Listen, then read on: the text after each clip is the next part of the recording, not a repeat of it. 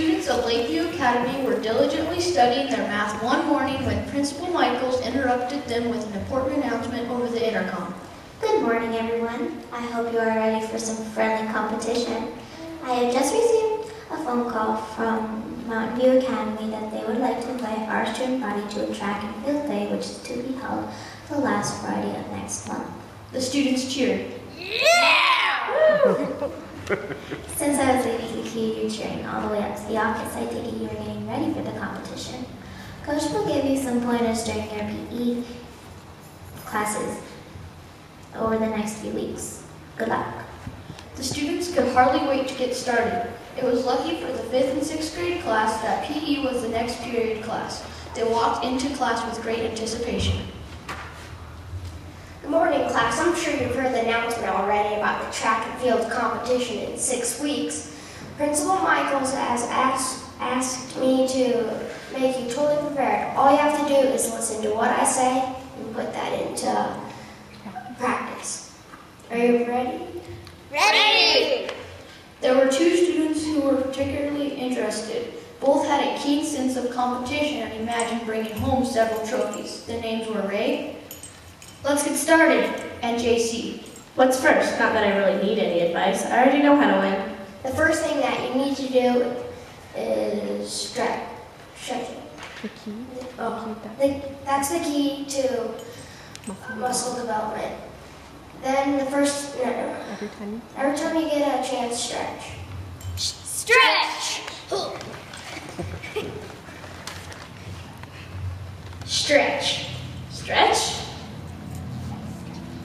Yeah, stretch. Let me show you a few demonstrations. The coach then demonstrated several stretches for the class. They all tried to copy just what the coach suggested. That is all except for JC. The next day, Ray passed JC in the hallway. Hey, JC. Are you really doing all those stretching exercises? Of course. Coach said it's the key to success for field day. What about you? Yeah, sure. I'll do some exercises. The next week in PE class, Coach emphasized upper body strength. Another key to success is upper body strength. Push-ups. Push-ups! Push-ups! Do as many sets of 5 every day. You'll be glad you did. I'm getting started right now. 1, 2, 3, 4, 5. Yeah, well, did you know back in 3rd grade, I had a record for most push-ups ever done by an 8-year-old. I'm thinking I'm still good in that department.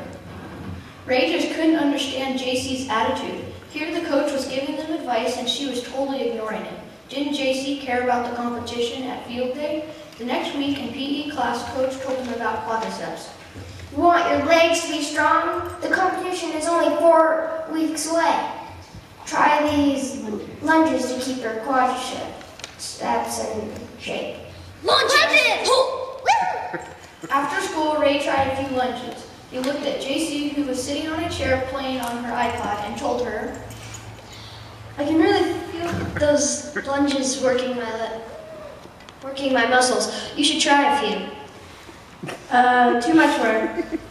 My legs are pretty strong already. Besides, I'm about to beat this level. Beating that level won't help you get ready for field day. You should listen to Coach's advice. Whatever, I'll be ready. Quit worrying about me. Ray got so good at doing lunges that he started lunging wherever he went. Some of his classmates decided to follow his example. And of course, they were still stretching and doing push-ups.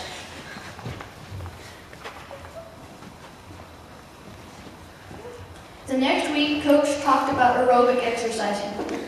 Okay, everyone, the competition is only 3 weeks away. You need to add running to your list of preparation. Running! I want to see you run everywhere you go, everywhere you can, but not in the school hallways.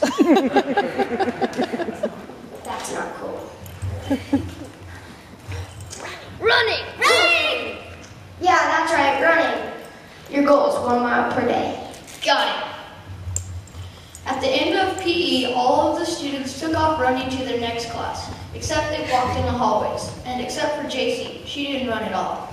The next day, Ray met JC on the school track. Several of the other students were there as well, preparing for the big day. Hey buddy, it's good to see you. Want to run a few laps? No, just came out to the field to get some fresh air while I played on my iPod. Put that thing away. It's not helping you get ready at all. Sure it is. I got this cool new game called Track to Field Raider 2. To beat the levels, you have to go through each track and field event. I'll know more about them than anybody else. And with that, JC walked over to a corner of the field and sat down. And for the next 3 weeks, you could see students all over the school preparing for the track and field day by following coach's advice, except for JC. Finally, the big day arrived. As it turned out, Ray won first place in the shot put, the long jump, and the mile run. Several of his classmates got first place in the other events. JC didn't even place in one event. On the bus on the way home, she expressed her anger to her friend Ray. That's so unfair. I don't think I should have been required to participate in this track and field day. I think those judges had a serious problem with being fair. I should have won at least 5 of those events. I think they rigged the stopwatches and the measuring tapes just so I wouldn't win. This is so ridiculous. I'm going to complain to Principal Michaels. Ray just looked at JC.